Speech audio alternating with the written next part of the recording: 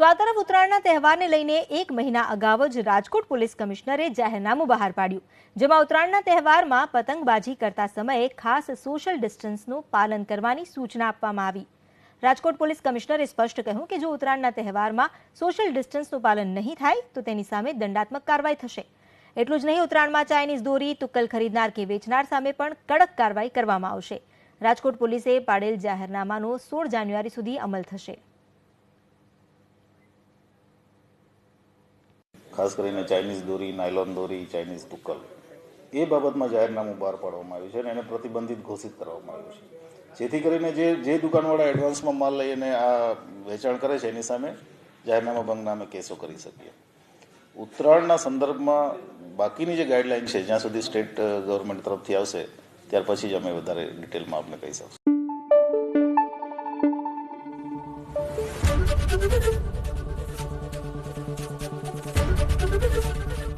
ABP अस्मिता, गुजरात में अस्मिता।